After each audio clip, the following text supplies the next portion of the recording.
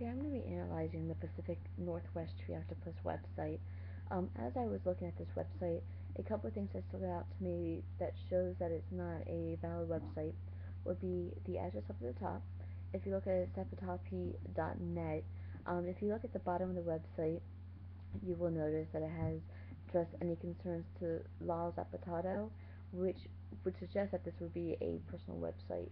Also, if you kind of highlight the Lal Zapatado, you will look at the left-hand corner and you'll see mail to lalzapatado at gmail.com. Gmail.com is typically reserved for personal accounts. It's not reserved for something that's like visitors.gov or .edu or .org. I'd be more willing to accept this as a true website. Also, if you look at here, if you look at the FAQs, FAQs are done in a kind of a joke way. The last one, it says how to donate money to the tree octopus. It actually says, please note, don't give them coins while they're attracted to shiny objects. Don't gladly take coins.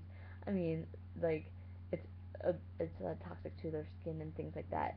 It's a joke. It's not real. So therefore, this is also suggests that this whole website would be a joke. If you look at the top where it says sightings, you'll see that it has a whole section of people sending in pictures and stuff of the tree octopus.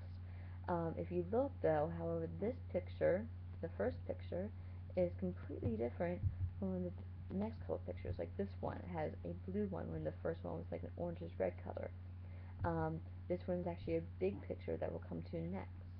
Um, like this one is obviously a rubber octopus in a Christmas tree. I mean, so obviously these pictures are just jokes. I mean, this looks like a spider, but it's really supposed to be an octopus. I mean, so a lot of these things are just kind of jokes. They're not real. You can obviously tell this is actually either a foam or a stuffed animal. Let's take a look at that picture or that video again. Um, this video is something that you might see like for Loch Ness Monster. It's kind of blurry, kind of far away. It's supposed to suggest that something's there that really isn't there, and honestly, this is probably just like a rubber thing that they're pulling up when their tentacles to show you that it's moving. And then also here, this has an ad on it. This is coming straight from YouTube. You would think that if this was more of a real thing, it wouldn't have all these ads on it. As you scroll up a little bit more, um, the media, now this is saying where they got information from that has inspired them to create this website. And the first section is all novels. These are things that are nonfiction or fiction. They're not true. If you look down at the bottom, they do go into nonfiction, but if you look at nonfiction, it is the Weird Washington. It's not reliable sources themselves. Um, now, uh, if you would keep going, let's go to activities. Again, this is a joke. This is trick or treat for the tree octopus. They always do trick or treating for UNICEF, but it's kind of making a joke of that. You can even download your free box pattern. Now, the gift shop. Of course, they're gonna have things that you could buy. It's gonna be some because they're trying to make money off of this fake web page. So that's why I find this is very invalid. Yes, it does have the author and it does have a date, but it doesn't have any valid information. It has pictures that could be photoshopped. It has information that is more joke than it is realistic. That is why I think that this is an invalid site. Now, as my reflection, I found this to be extremely interesting to do because honestly, I've never taken the time to actually cognitively think if something is valid or not. You usually can tell by looking at a website if it's valid or not. You can tell by looking at the web address. You can tell by looking to see if there's an author.